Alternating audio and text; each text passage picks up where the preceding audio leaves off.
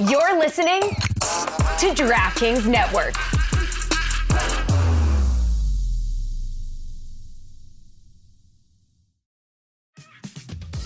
This episode is brought to you by Honda. When you test drive the all-new Prologue EV, there's a lot that can impress you about it. There's the class-leading passenger space, the clean, thoughtful design, and the intuitive technology. But out of everything, what you'll really love most is that it's a Honda. Visit honda.com/EV to see offers. Selling a little or a lot? Shopify helps you do your thing however you cha-ching. Shopify is the global commerce platform that helps you sell at every stage of your business. From the launch your online shop stage to the first real life store stage, all the way to the did we just hit 1 million orders stage, Shopify is there to help you grow. Whether you're selling scented soap or offering outdoor outfits, Shopify helps you sell everywhere. From their all-in-one e-commerce platform to their in-person POS system, wherever and whatever you're selling, Shopify's got you covered. Shopify helps you turn browsers into buyers with the internet's best converting checkout. 36% better on average compared to other leading commerce platforms. And sell more with less effort thanks to Shopify Magic, your AI-powered all-star. Sign up for a $1 per month trial period at shopify.com/Batard. Batard in all lowercase. Go to shopify.com/Batard now to grow your business no matter what stage you're in. Shopify.com/Batard. Welcome to the Big Suey, presented by DraftKings, Why are you listening to this show? the podcast that seems very similar to the other Dan Le Batard podcast. I'm sorry, I'm not going to apologize for that. In fact, the only difference seems to be this imaging. I have been tempted in restaurants just walking past tables to grab somebody's fries that if they're just there. That hasn't happened to you guys? I've done it. And now, here's the marching man to nowhere, Fat Face, and the habitual liar. All right, we'll go right now to the phone line. We've got the one and phone line. The phone line. I love that. Resetting it, baby. Wow. Time The phone line. 9:34 on a Monday morning. That is so good. 9:34. It's what's that? 84 degrees outside, mostly cloudy, and we go to Matthew Berry On the Miller Lite hotline. Rocking with you on a Wednesday. Matthew, we just went through our best laughs of the year. Do you have a good laugh, or do you have what your friends would classify as a laugh that should be sent straight to hell? I think I'm somewhere in the middle. I definitely don't think I have a great laugh, but I'm also not one of those, snort, disgusting, like, what was that kind of laugh? Somewhere in the middle. Very, very mid, I believe, is what the kids say. Mid is almost bad now. When you say something, Mid is bad. It's not. Yeah. It's not even middle of the road. It's something less than to be desired. It's not like listen. It's not a great laugh. It's not one that I'm going to sit here and be like, listen. You know who's got a killer laugh, like, with two thumbs? This guy. Like, whatever. It's a laugh. It's a decent laugh. I don't know. If you say something funny, maybe we'll find out. Damn, now the pressure's on me. Matthew, how many drafts have you done already? How many drafts? Oh, not counting mock drafts, right? Like, Yeah. actual drafts? Actual drafts, yes. I think 20, 21, something like that. I'm in the middle of I'm in the middle of 6 or 7 right now. Like, right. slow drafts. All right, so how many mock drafts? Hundreds. I don't know. Way too many. Do you ever get tired of it? Like, do you wake up and you're just like, you know what? I don't want, like, no one asked me today, Caleb Williams or Brock Purdy. See, now that's a different question, Stugotz. Like, the part that I don't get tired of, like, drafting. That's always fun. I do get tired of, like, there are moments where you're just sort of like, yeah, I don't know, man. Figure out your own sleeper. Like, like, there are times if I'm the two things that drive me crazy are, and that's excessive, but the two things that are annoying sometimes are, number one is like, if I'm out with my kids or I'm trying to do something, there'll be times where, like, whatever, like, I'm stuck in traffic, I get to the airport and I'm late. I got 10 minutes to catch get to my gate. And someone wants to take me through their dynasty team. And it's like, that's Stugotz. It's April. And I'm like, dude, like, they're going to close the gate and I'm, and I don't want to be rude here, but, or like if I'm out with my kids or something like that. So that happens. Or the other thing I don't like is an open-ended question, which is right. So, for those of us,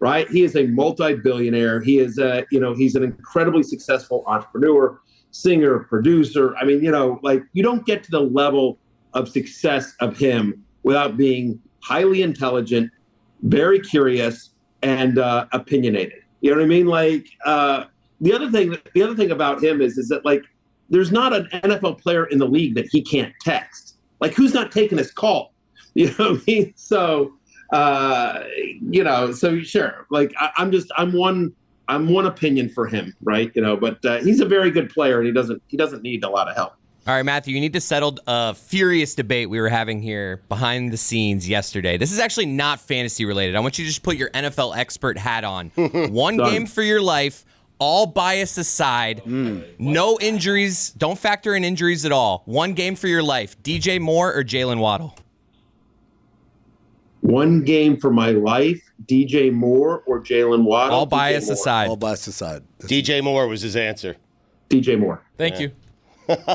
Is it close? Yeah, I think so, but I think DJ Moore is just a more. They're both fantastic, but I think he's a more well-rounded wide receiver at this stage of his career. I think he's more scheme-proof. He's more quarterback-proof. So I mean, DJ Moore, Jalen Waddle's got the speed, and I mean they're both awesome, right? But like. If we're playing along with this incredibly stupid premise, then the answer is DJ Moore. Stupid. Okay, now factor in injuries though. Now factor in the injuries and biases. And biases. Yes. Okay, well then, yeah. Jalen Waddle. Scheme aside. If we're factoring biases, then it's Terry McLaurin of my beloved Washington Commanders. The scary Terry. You're dead.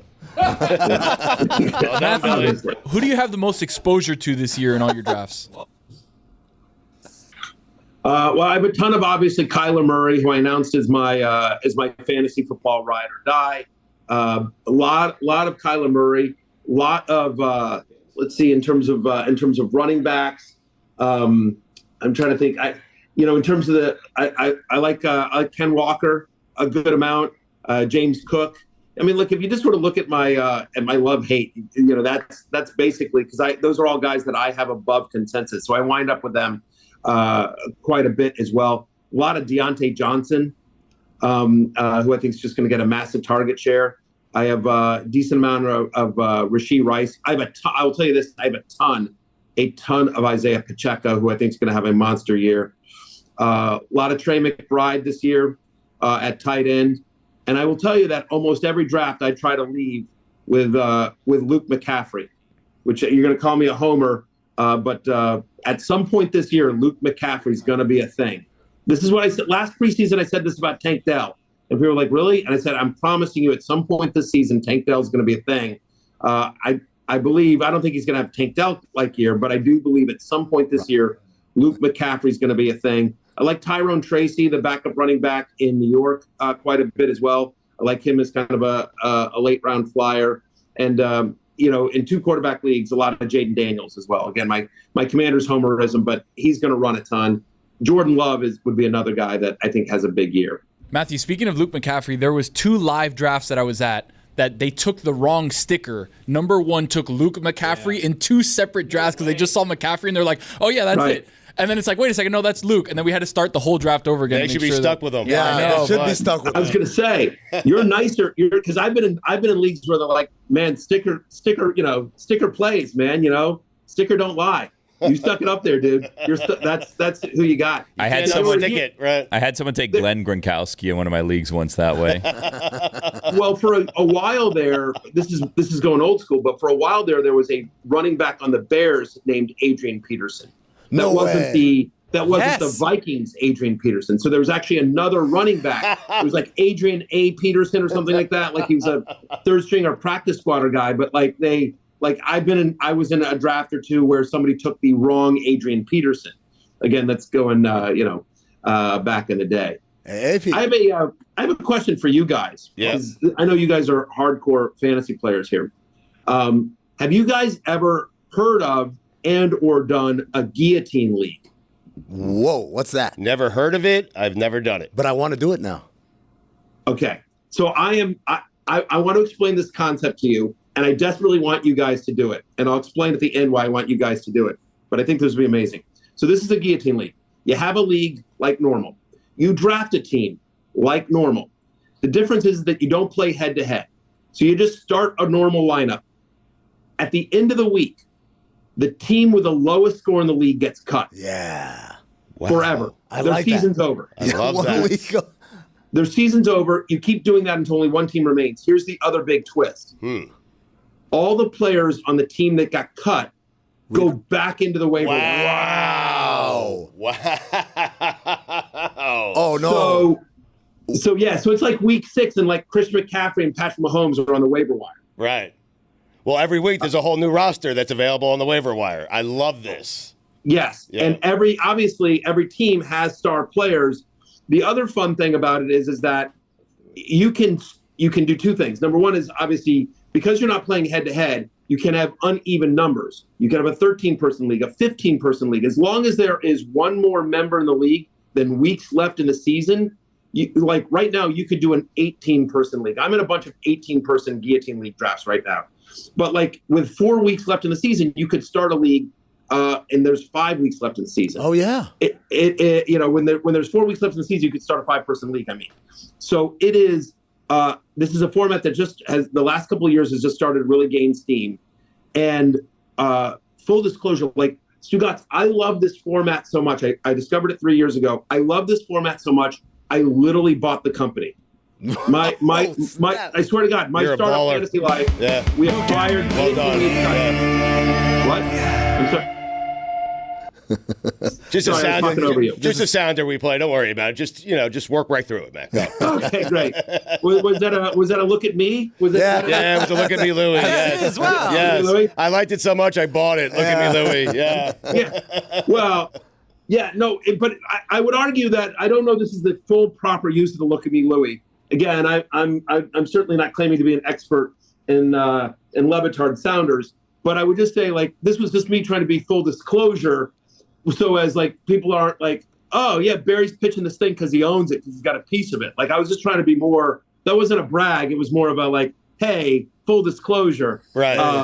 You're telling us how much you like it. You liked it so much that you bought it. I understand. You're not number-wise, though, how much did you like it? You're not only a client, you're also the president. Yeah, that's exactly right. It's a little bit of like if you remember the old Victor Kayam, like I like the company so much. I'm just saying I put my money where my mouth is. That's all. Billy, are you asking how much he purchased it for? I mean, if he wants to tell us. Yeah. I'm gonna, whatever. Whatever I paid for it was worth every penny. Okay. That's what I'll tell you. No, but listen, I would. Here's why I really want Billy. This is why I really want you guys to do this because you know what will happen if you guys do this. If you guys do a league, the person in the league that will take it the most serious will be Stugotz, and the person that will be out week 1 will be Stugotz. Correct. They'll be like half the league will like auto draft it or whatever, and like Stugotz, but it's incredibly fun and intense. And I highly recommend trying it. And so like whatever. It's free to play. It's guillotineleagues.com. I'm getting a plug in. We'll play it. I want a piece of the company though. Okay. Done. All right. Done. Exactly. You want to be Stugotz, you want to be an ambassador? Yes. We'll get you an ambassador deal. Yes, please. Can we get this done? All right. Yeah. All right. Your people talk to my people. I don't have people. Just tell them to call me, okay? Yeah. All right. Check out his podcast, the Fantasy Football Happy Hour. It's on Peacock and on the NFL on NBC YouTube channel. What round did you get Jayden Daniels? What round would you say is too early to take a quarterback, Matthew? What round is too early? Obviously, it depends on your league. Like, you're in a 2-quarterback league, Superflex league, or is it a 10-person, 1-quarterback league? Generally speaking, I think I don't want a quarterback before round 4 unless I'm in a Superflex league. If I'm in a Superflex league where you're playing 2 quarterbacks, take a quarterback in the first round. I have no problem with that, right? But otherwise, I think 4th or 5th, somewhere in that 4 to 7 range. Right. I think it's important this year to get a mobile quarterback. It's one of the reasons I like Jayden Daniels.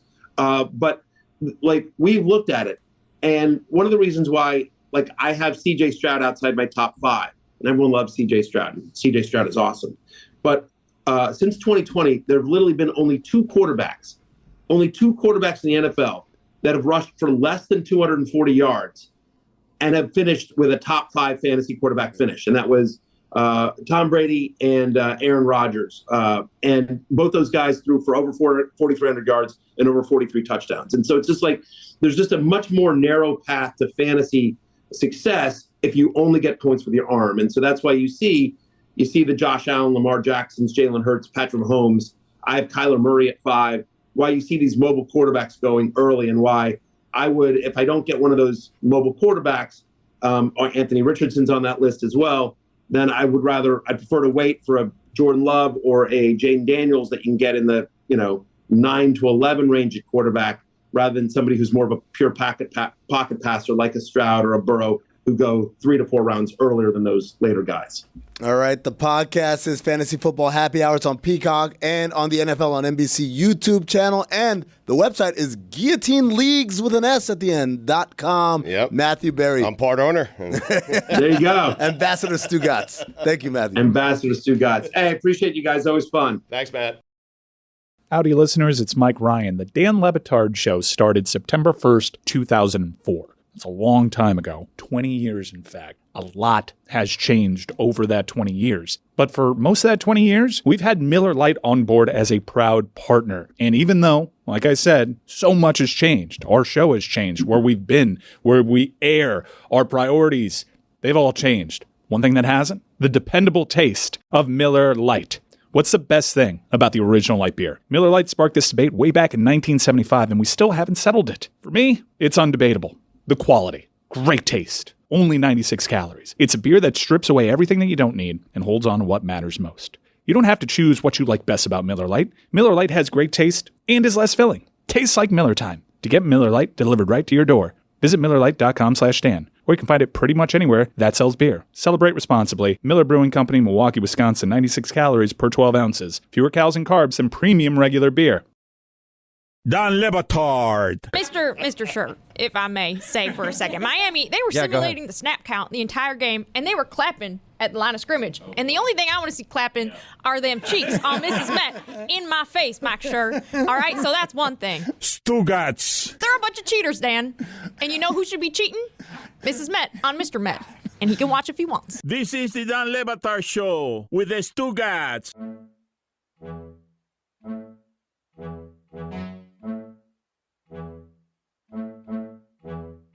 Stugotz, I realize you're probably the worst person I can talk to about this. All right. Thank you. Pronouncing foreign words correctly. Yeah, tough. I was watching the Bill Lawrence show that Billy mentioned earlier, Bad Monkey, with Vince Vaughn in it. It's a very funny show. It's a murder mystery as well, so I love those. And in the show, he's drinking on some rum, and his partner, Vince Vaughn plays a cop, his partner walks up and says the name of the rum. It's a Haitian rum. The character calls it Barbancourt. But I was introduced to this rum through my roommate, who is Haitian and is a fan of the show, Carl Claremont. And Carl was the first one to introduce me to this when we were in college, and he pronounces it Barbancourt. Barbancourt, if I'm going to be really precise. And so it brought back all these feelings of, am I an asshole when I see it at a bar and I don't call it Barbancourt? Or should I pronounce it basically like an asshole, Barbancourt? Or should I pronounce it like an idiot, Barbancourt? And I run into this all the time. As I said, Stugotz, I don't think you have the same sort of dilemma in your life. I just get Tanqueray and tonics. That's it. There you go. Are you with Carl? No. Like when I'm ordering these drinks? Yeah. No. But you've been given the knowledge, though. I've been given the knowledge. So now you can't go back and stray from the knowledge you've been given. So, full disclosure, I've been wanting to talk about this for weeks before even that episode, Bad Monkey, happened. The reason why I came up with the topic was because I was on a flight and there was a white lady, like a very, very clearly white lady, who was talking to someone sitting next to her, and she was like, "Oh, I love Colombia.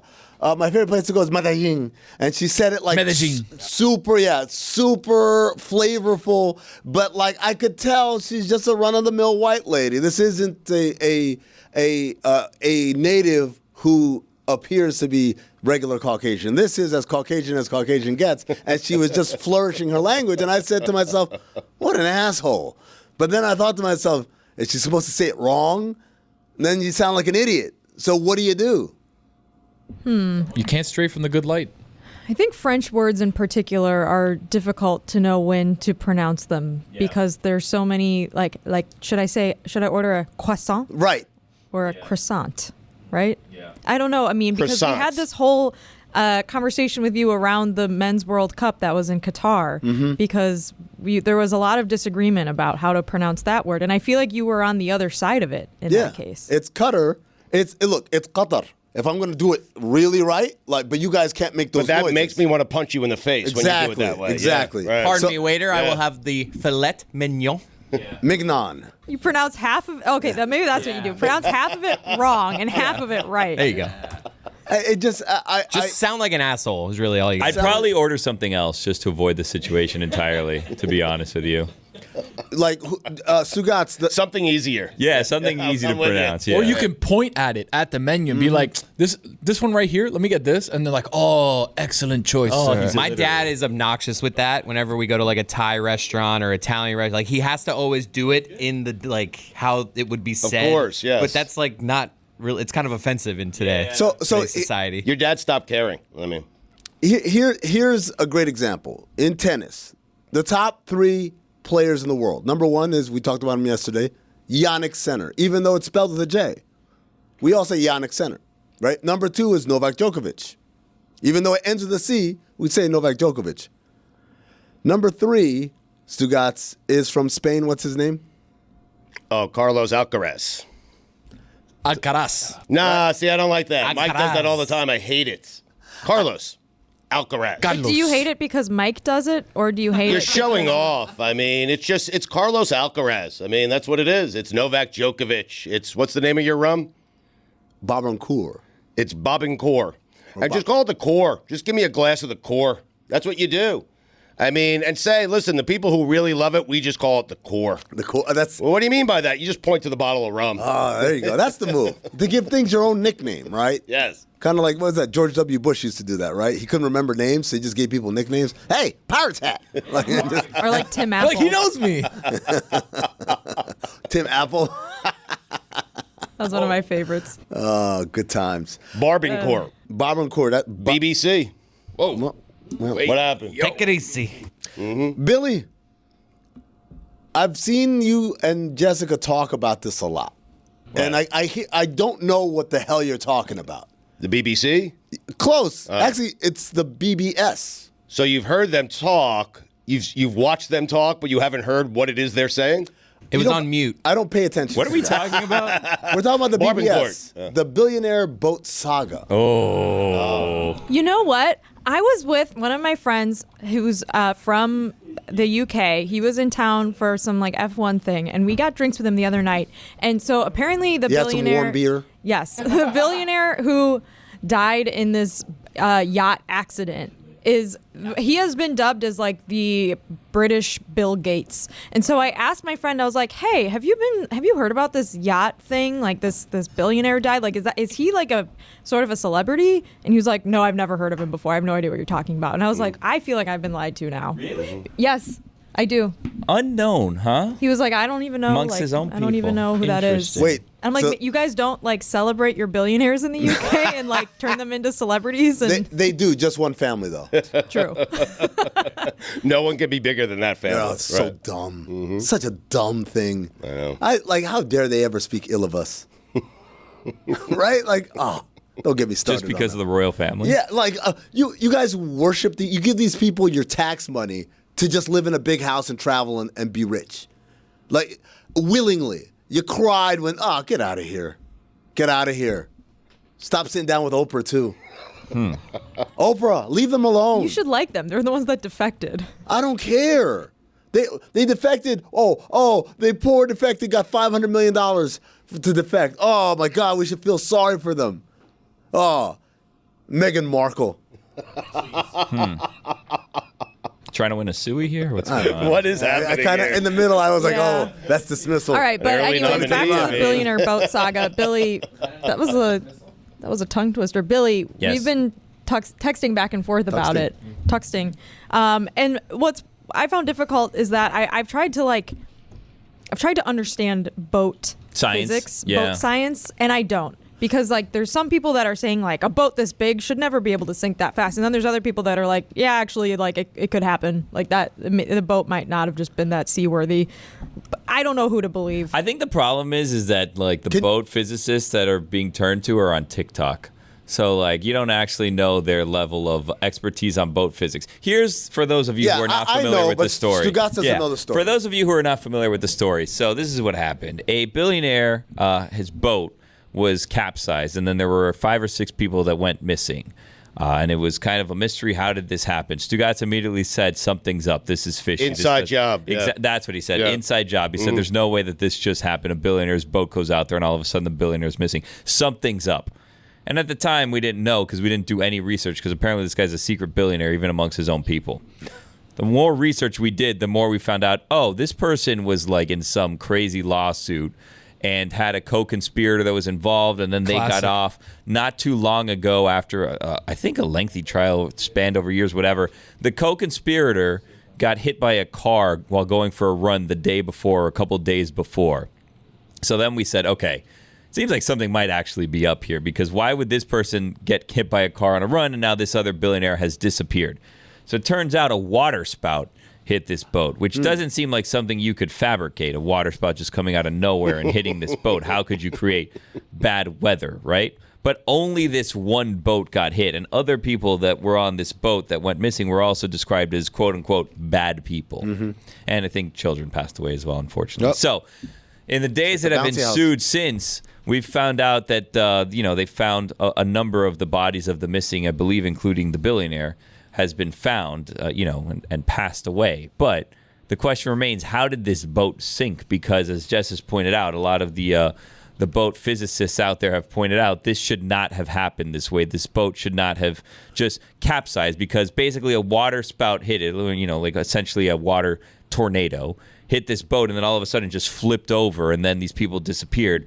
But there's counterweights, there's all kinds of things that go into these mega yachts that should prevent this from ever happening. And Billy, to your point, I asked boat people. I was in Key West this weekend for the barbecue cook-off with Roy, ate a lot of ribs and talked a lot of barbecue shop, but also boat shop. And I talked to some boat people. And that is, there's no consensus. Some boat people are like, yeah, boat should not sink. Boat that big should not sink that fast. Yeah, but and other boat people were like, yeah, like some of these boats just aren't made well. Here's what happens, though. Who am I supposed to believe? When you don't know what's going on, you go to the TikTok, and you know what the TikTok tells you may have been involved? Submarines could have been involved in this situation, which are like, whoa, all right, game changer. So I thought you would like this. So then there's the question of who did this? Why did this happen? Were submarines involved? Then another theory that came out was like, well, submarines probably impractical, but what if someone was drilling holes in the boat? Oh. And then the question becomes, sabotage. Were they drilling from the inside or the outside?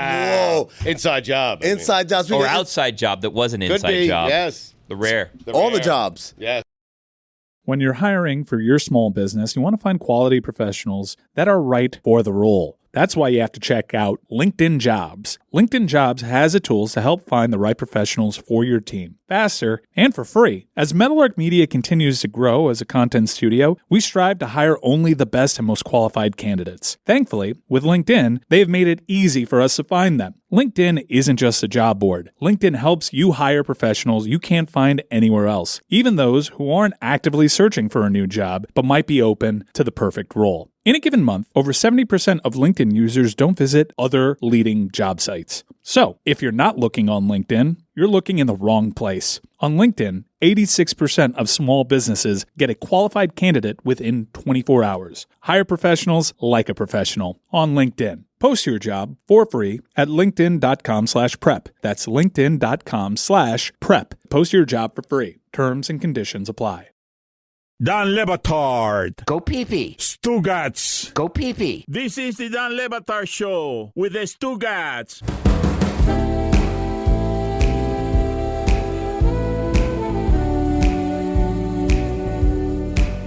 Speaking of jobs, this guy has one on Nothing Personal with David Samson. He has a job. Yes, he does. It's David Samson. He joins us every week. David, before we get to the Marlins calling up Griffin Conine, a name that may tickle some of you older Marlins fans. Makes me feel old. Does it? Yes. It makes me feel young again. It's all over. It's starting all over again. Before we get to that, though, David, a billionaire dies on a yacht in the middle of nowhere. Do you immediately say inside job? You know, there's a lot going on with that water spout, but I've been speaking to some people. And wow. I got some info here. Huh. Here's the status. All right. There is virtually no way that a water spout turned up out of nowhere and took down this yacht. Now, I say that knowing that somebody wins the lottery sometimes.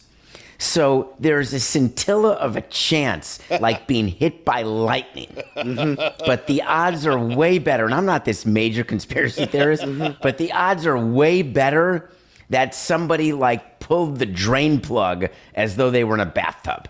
So when you say you've been talking to someone, do you mean someone named T. Talk? Is that who you've been talking to? I'm talking about T.M.Z. Whoa! But they were wrong about Beyonce performing at the DNC. They've been wrong forever now. Yeah, recently. I don't know how credible they are anymore. It's so terrible. I was watching that night of the DNC, and people were saying who I was with, it's going to be Taylor Swift. I said, no, it's not. There is no way that her handlers are going to have her appear at the convention. It's just not going to happen. All right, it could be, what if it's a major Republican who's going to come out as a Democrat? This is going to be unbelievable, glued to the TV, minutes, hours, and you realize it was nothing. I was despondent because what a waste of time. It was Little John, right? I had no idea Samson was part of the Beehive. I mean... I'm just trying to stay hip, and it's really hard as the years and decades pass to try to evoke hipness, and so I do what I can. What do you think happened to that boat then, David? I think that, listen, strange things happen. Is it possible the water spout came out of nowhere and took down that yacht with those people on it? Yeah, but there were some people on there, that there were some other people. It's sort of like what's the name? A John Grisham movie, like The Firm. Mm-hmm. I kept thinking about the murders that took place on that Caribbean island with Gene Hackman and Tom Cruise and how weird stuff happened when they were out scuba diving. That may be a movie that none of you have ever I've seen No, I love it. The Cayman Islands, of course. Yeah. The Cayman Islands, of course. That's sort of what I envisioned was going on, is there was some nefarious stuff, because I want video. I want to see what the yacht looks like 150 feet below. But by the way, it's a tragedy that the daughter died and that anyone died. That's got to be just a shitty way to go. David, the NFL owners' meetings were yesterday, and the owners voted to allow private equity to have a stake in NFL teams. I think it's up to 10%. Mm-hmm. What does this mean for the NFL? Well, this means that your favorite owner is going to take some money off the table and buy some yachts or Picassos or other Water spouts. businesses. They're going to get their own water spout. Exactly. Believe me, the way NFL teams are worth now, the way they're valued, these guys can buy their own water spouts, and if they can't, they'll manufacture them. Crazy. And it's a pretty big deal. We cover it on the Sporting Class. Skipper Pablo and I talked about it on Nothing Personal today, and let me just give you the summary. Basically, the NFL is following the lead of the other leagues who have allowed these private equity firms, which is just like a pool of money. Stugotz, pretend that you invested money with your friend who took everybody's money and then went out to try to buy parts of different companies, but you've never been able to buy an NFL team before as an investment. Now it's allowed. And the reason why the NFL is allowing it is because the teams are worth so much that there's a limit.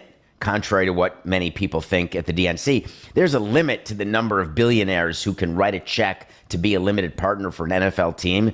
So now this allows a group of people to put money in a fund and have that fund become an investor. Very common with leagues all around the world, actually. So, David, explain to me what the downside was. Why was there a rule against this? Because there was a rule in the NFL that in order to be an owner, you had to be a natural person, not an entity. And it made sense when the teams were worth less. You certainly want a person as the face of the ownership of the franchise, which is why you have something called a control person. So it's someone you can root against, it's someone you can boo, it's someone you can protest against, or it's someone you can love. It's someone to thank the fans when you win a title, holding the trophy, getting it for the first time. And the view was, we need someone in our league who represents the team at meetings, who can be a part of votes, who can be a part of negotiating CBAs. We don't want to think about dealing with an entity. But then the numbers got so big that all of these teams had a bunch of limited partners. And the rule was limited partners had to be people too. And then the leagues realized, wait a minute, we can access way more money, which means teams can be worth way more. All we have to do is agree that it can be an entity. And there are certain teams, as you guys know, the Blue Jays, the Packers, the Braves are publicly owned, but there's someone who's assigned to be the face of that franchise. And so really nothing's going to change. So there's nothing like nefarious, right? Like, because I that's what I got. The NBA allowed this a couple of years ago, I believe. The first example of this was the Qatari fund bought into the Washington Wizards, a small percentage. And I was under the impression that when that rule was basically lifted, and it is the same thing, it's like 10% is the max that you can buy into. There's this, we've lost our innocence sort of thing. But it just sounds like, hey, here's some money. Just take it, and you don't have to worry about this entity being vocal in terms of a meaningful governorship method. Yeah, and you're talking about two things which are interesting that you're marrying, and you're talking about sovereign funds and foreign investment, and that's the Qatari fund is what invested in Monumental Sports, which owns the Wizards, of course. The interesting thing is that a lot of these private equity funds, and the NFL approved a group of only 8 funds, but there is foreign money in these funds. So if you really want to be technical and you're really bored and you're trying to just protest for the sake of protesting, you could say, look, my favorite league now is going to allow foreign investment as they try to sports launder and cover up all of the things they do against men, women, and children. And I get it. These foreign investment funds are sports laundering. They are trying to cover up the fact that they do things that are unspeakable. However, that's sort of the cost of doing business these days. And all these leagues and all of these individuals have just sort of gotten past it and realized that the amount of money available is simply too great to be ignored. David, one of the things that happened over the last week was Deion Sanders and the University of Colorado basically banning the Denver Post columnist who they felt banning him from asking questions. Yes, which is a weird. I don't know. The whole thing is weird. Yeah. So it's unacceptable. Agreed. But whose place is it to say, no, you can't do this? Is it the AD? Is it the university president? Is there a higher authority somewhere that needs to be saying this? Yeah, I'll give you a higher authority. His name is Deion Sanders. Can you imagine that in Deion Sanders' contract, there is a provision that says he has the right to agree which media members he talks to? I've never heard of such a thing. In all the contracts I've signed with managers, with coaches, with executives, the thought of them thinking they have the power to choose who to silence and who not to. Do you know how many media members I didn't like because they were mean to me or they were personal or they hated the Marlins? And we had a guy actually in Miami. Do you remember Mike Berardino? Of course, yes. Mike Berardino is an absolute A-hat. And he did stories about us that were so horrible that we did a silent ban of him where I didn't talk to him, and we made sure that the GMs didn't talk to him. But we definitely weren't going to be very public. We'd be off the record. We'd say, by the way, we're never talking to that guy because of how unfair he is. This Denver Post columnist, he had some nicknames for Deion Sanders. He's tough on Deion Sanders. There's no question about it. Do you know what an A-hat is? Is that another old word? I assume it's an ass hat. I know what an ass hat is. It is an ass hat. But I don't know what an A-hat is. I just didn't want to say ass. You said shit earlier. Captain A-hat. Mm-hmm.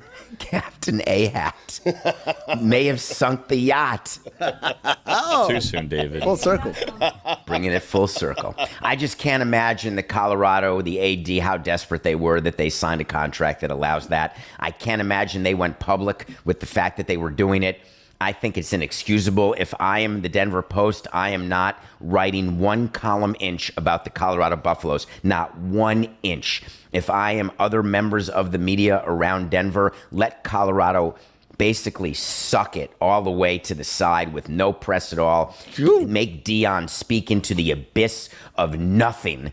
Because I just David, think you know that's not going to happen because Colorado gets too many clicks. Like it just does. But David, like, don't you think the move is to look, the guy's not going to get quotes from Deion or anyone on the staff.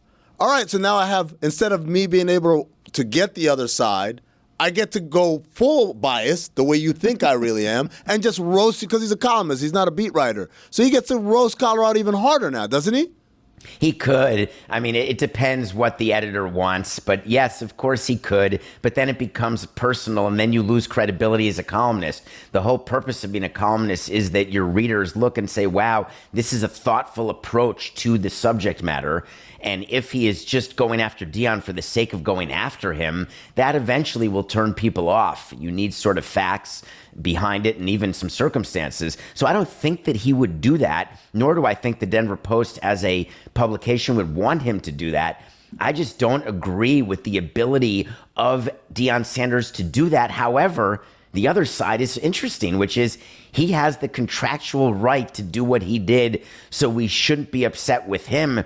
It's like being upset with players for signing bad contracts. Be upset with the owners who agreed to them, not the players who took the money.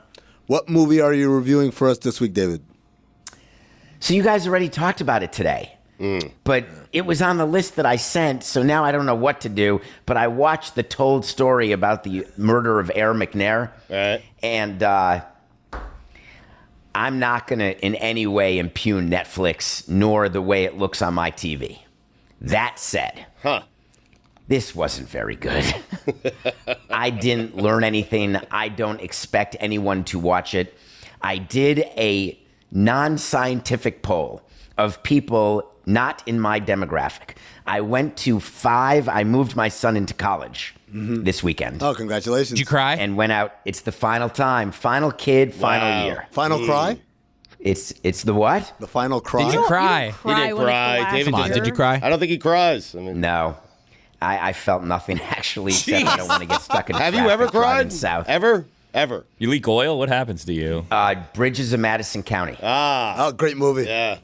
I cried when she held onto the handle. Meryl Streep, obviously one of the best actresses of all time.